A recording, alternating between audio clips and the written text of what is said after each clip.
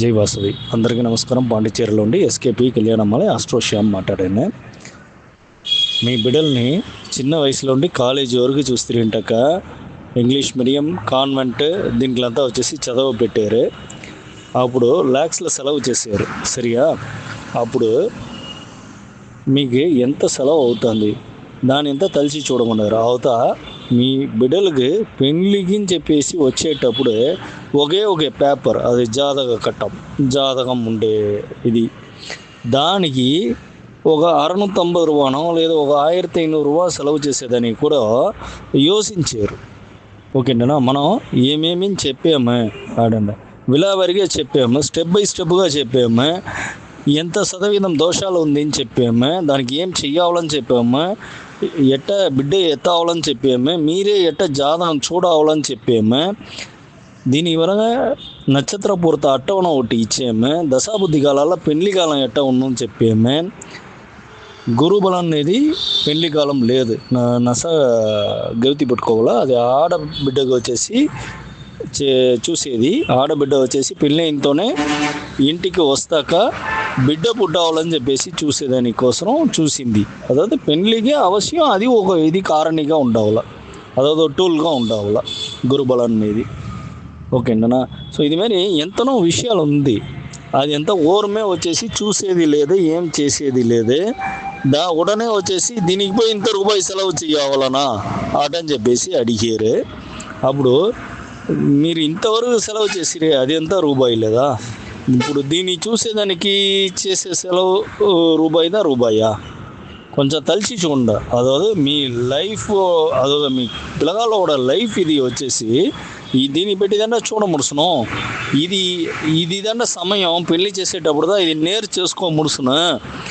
చేసుకోండి అటని చెప్పాము. అంటే పుట్టినప్పుడు రాసింటారు, దాన్ని ఎత్తిండనే ఉండరు. ఓకేనా, ఎందుకు ఎత్తి ఉంటారు, ఏదైనా పనికి పోయేదానికోసం చూసి ఉంటారు. ఓకేనా, వేరే దేనికిమే వచ్చేసి దాన్ని ఎత్తి ఉంటారు, పెళ్ళికి ఇదే ఎత్తుతారు. అప్పుడు దాన్ని కరెక్ట్ చేసుకోవాలన్నా లేదా, దానిదే మేము చెప్పాము, కరెక్ట్ చేసుకోండి. మినిమం అమౌంట్దా 650 నుండి 1500 రూపీస్ వరకు అవుతుంది.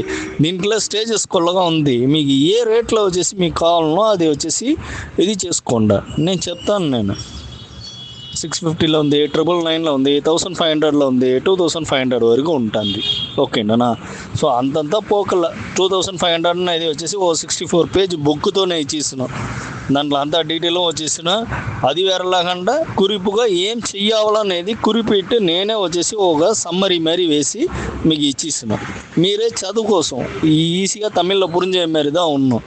సరేనా. దీన్ని కూడా ఏం చేసేది, ఒక జోషియర్ దగ్గర పోయేదానికి అపాయింట్మెంట్ కావాలా, వస్తున్నా అంటే అడగావాలా, రూపాయి సెలవు చేయాలా, అలచల్ ఉంది. సో ఇప్పుడు మీకు నా దగ్గర పంపించేప్పుడు పణ వ్యయం లేదు, కాల వ్యయం లేదు, అలచల్ లేదు. జాతకాల మీరు పంపించే దాంట్లో ఏమేమి నేను చూసానది నేను చెప్పాను. అதாவது మీరు జాతకం పంపిస్తారంటే ఆ జాతక కట్టం కరెక్టా అట అని చెప్పేసి చూస్తున్నాం. ఇవాళంటే ఆ కాలాల జ్యోతిడర్గుల దగ్గర కాల్కులేటర్ కంప్యూటర్ అంతా లేదు, మనకనకు వేసిదా దాన్ని కరెక్ట్గా ఎత్తున వస్తారు పంచాంగాన్ని పెట్టి. అది ఎట్ట చేస్తారటంటే ములు ఎన్ని ఉంటుందో అటు ఉంటారు. ఇప్పుడు వచ్చేసి ఒక 80.54 ఉంటుంది పెట్టుకుంటామే, 80ని మట్టుందో ఎత్తుకుంటారు, 0.54ని ఒడిచిస్తారు. సో ఇదిగా వచ్చేసి చూస్తారంటాక అక్యూరసీ లేదు అటని మనం చెప్పాము. ఇది వచ్చి జాతకాల ఉండి నవాంశానికి మారేంబడు, అదే రాశి కట్టాల ఉండి నవాంశం మారేంబడు, దాని ఇంపాక్ట్ పెద్దదిగా ఉన్న డిఫరెన్స్. సో దాని అక్యూరేట్గా ఉంటా మనం అక్యూరేట్గా కాల్కులేట్ చేయొచ్చును ఏమి ఎట్ట అట అనేది, దీన్ని ఇదే చెప్పాము. సో ఇది మీరు ఇచ్చిన జాతకం సరిగా ఉండంటాక మనం జాతకం మారిపోవాల్సిన అవసరం లేదు. మీరు ఇచ్చే జాతకం వచ్చేసి కట్టం తప్పుగా అదే మీరు ఇచ్చిన టైం, డేట్, ప్లేస్, పుట్టినప్పుడు మీ పిల్లగాలు తెచ్చి పుట్టిన టైము, పుట్టిన సేవ్, పుట్టిన తావు, ఇదంతా కరెక్ట్గా అటంటాక ప్రచన లేదు, అది జాతకం కరెక్ట్గా ఉంటున్నాను ఓకే. దీన్ని పెట్టి కనిచేంబడు వాళ్ళు కట్టం తప్పుగా వేసి ట్రైన్ పెట్టుకుంటామే, అప్పుడు జాతకం కొత్తగా రాయాలని చెప్తాము. సరిగా ఉండీసే అటంటాక జాతకాల ఏం దోషాలు ఉంది, ఏం యోగాలు ఉంది అని చూస్తాము. యోగాని బట్టి ఓరు పెద్దదిగా మాట్లాడరు, అంటే యోగందా చేస్తున్నాయి, దోషందా చేస్తున్నాయి. అప్పుడు ఏం దోషం ఉంది ఇందా అడుగుతారు. అప్పుడు ఆ దోషానికి ఎంత అలవు ఉంది ఆ దోషం, ఏం పని చేస్తున్నా అటంటాక దానికి ఏం నివర్తి చేయాలా, ఏ గుడికి పోవాలా, ఏం చెయ్యాలా. పరిహారం అంతా మనం పెద్దదిగా చెప్పేది లేదు. పరిహారం వచ్చి చెప్పాము, మీరు తెలిసే మరి నిండా పేరు వచ్చేసి చూస్తుంటే యాగం చేసేది అది మరి ఇదంతా వచ్చి మనం చెప్పేది లేదు. సాధారణంగా గుడికి పోయి దేవుడికి పరిహారం చేయాలా అటని చెప్పాము. ఇది ముడిసే వాళ్ళకి, మునిగిండ వాళ్ళకి ఇంటి పక్కన ఉండే గుడిలనే ఏం చేయాలని చెప్పాము. దీనికి మనగా వచ్చేసి చూస్తారంటే బిడ్డ వచ్చేసి ఎత్తావల, బిడ్డ ఏ సైడ్లో ఉండి వచ్చును, బిడ్డ వచ్చును. దాని మనగా వచ్చేసి చూస్తారంటాక బిడ్డ నక్షత్ర పేరు పెట్టి ఏంటంటే ఫస్ట్ లెటర్ బిడ్డ ఫస్ట్ లెటర్ ఏమి ఉన్నో, ఆఫ్టర్ దట్ వచ్చి పెళ్ళి ఏ టైం, அதாவது எந்த கிழமை, எந்த மாதம், எந்த నక్షత్రத்தில் ఎంత ముహూర్త వేళയിൽ செய்ய வேண்டும் అని చెప్పేసి నేను అది ఫుల్గానే ఇచ్చిస్తున్నాను. మీరు పెళ్ళి ఎప్పుడు చేశారో అది నాకు తెలియదు, బట్ అవుతా నేను పెళ్ళి చేసే వరకు నేను కురిచి మీకు ఇచ్చిస్తున్నా. నెక్స్ట్ వచ్చేసి చూస్తారంటే దశాబుద్ధి ఎట్ట ఉంటుంది, దశాబుద్ధిలో పెళ్లి కాలం ఎట్ట ఉంటుంది. దశాబుద్ధిలో వచ్చి చూస్తే అట్టంటాక రాశికట్టం, భావకట్టం, నవాంశం, గోచారం, పంచాంగం, దాని వల్ల దశాబుద్ధి ఇది అంతని పెట్టి పెళ్లి కాలం చూడవాల.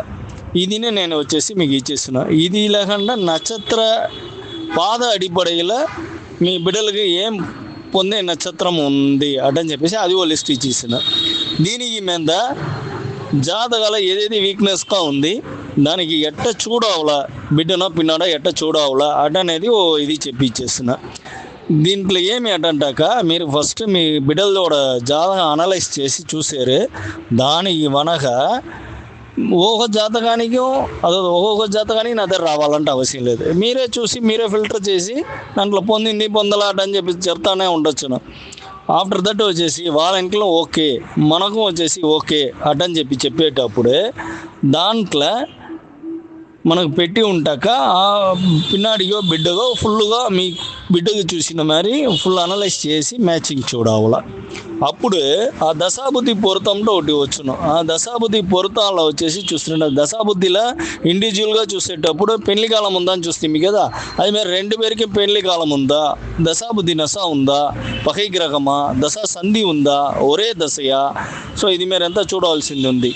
జాతకాల ఏకపడ్డది ఉందిండ, అதாவது పొరుతం చూసేప్పుడు లగ్న పొరుతం, లగ్నాధిపతి పొరుతం, రాశి పొరుతం, రాశి అధిపతి పొరుతం, దాని మనం వచ్చి గ్రహ పొరుతం, భావ పొరుతం, దాని మనకు వచ్చి చూస్తారంటాక నవాంశం పెట్టి చూడవాలా.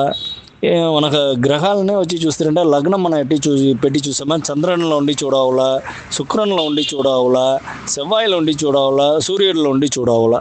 ఇది మరి కనుక ఉంటుంది. సరేంటనా, ఈజీ లేదు మనం చూసేది. ఇది లేకుండా తిరుమణ పొరుతం చెప్పేసి 64 విధి ఉంది. 64 విధిని చూస్తే ఓరిమే పెళ్ళి అవ్వదు నేటికి. సరేంటనా, అంతంతా మనం చూసేది లేదు. మనం 25 విధిని చూసాము. అదే 10 పొరుతానికి మీద 15 చేర్చుకోండి. ఓకేంటనా, అది అంతా ఇది వచ్చి దోష సమయం, పాప సమయం అటని చెప్పేసి ఆ కనకలో వచ్చేసిన అంతనమే. సరేంటనా, ఇంత డీటెయిల్ వచ్చి చూసి చెప్పాము. దీని ఇదా మనం తీసేది వచ్చి చూస్తారంటే జాతకానికి కరెక్ట్ చేసి తీసే అమౌంట్ వచ్చేసి చూస్తుంటే 1501 రూபா. సరేంటనా, లేదు నా వల్ల ముడిదుండ ఇంతంతా అటంటాక మీ జాతకం కట్ట కరెక్ట్గా ఉండటంటాక మొత్తమే అంతా చేరియం 650 రూபாய். ఓకేనా, మీ జాతకం కట్టం కணிச்சு పరిహారం వరకు అదే పరిహారం అంటే ఒక గుడిలో పోయి ఇది మేర చేయాలా, అది మేర చెయ్యాలా. సింపుల్గా మీరు కొల్ల అమౌంట్ అంతా సెలవు చేయవద్దండ, నిండా అమౌంట్ సెలవు చేయవద్దండ. ఓకేనా, సింపుల్గా మీ వల్ల ఏం ముడుసునో అదిదా నేను చెప్తున్నా. ఓకేనా, మించి పోతాక అంత సెలవు చేరి ఒక 3000 వస్తా. ఓకేనా, మీకు అది మేరదా చెప్తున్నా. దేవుడు ఇదే చేయబోయారు, నాకు చేయబోయేది లేదు.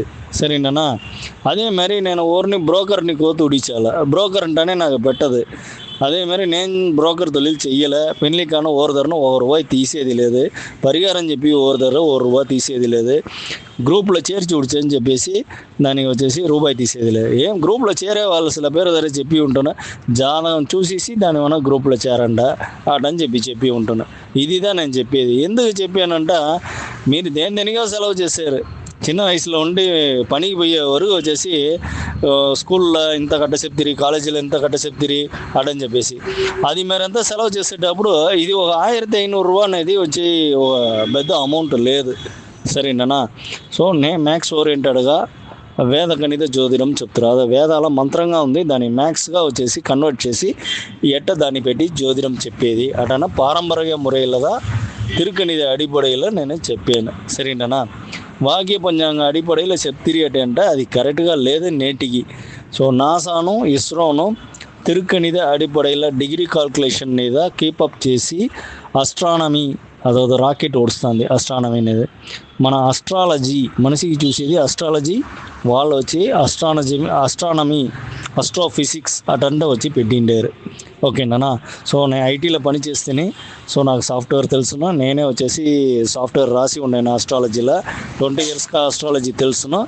సో దాని నుంచి మీరు ఇదిని అనలైజ్ని చూసిన అనగా మీరు పెళ్ళి అయ్యేట వరకు ఏం క్వశ్చన్ కంటే అడగచ్చును, నేను రూపాయి తీసేసాల దానికి క్వశ్చన్ కదా రూపాయి తీసేసాల, దాన్ని ఉడిచేసి మీరు వచ్చి పెళ్ళి కురిచి అడగకుండా వేరే ఏదైనా అడిగి తిరింటే కంటికి దానికి ఛార్జెస్ ఉంది, ఓపెన్గా చెప్పేసాను, సరేనా. మంచిది. జై వాసవి.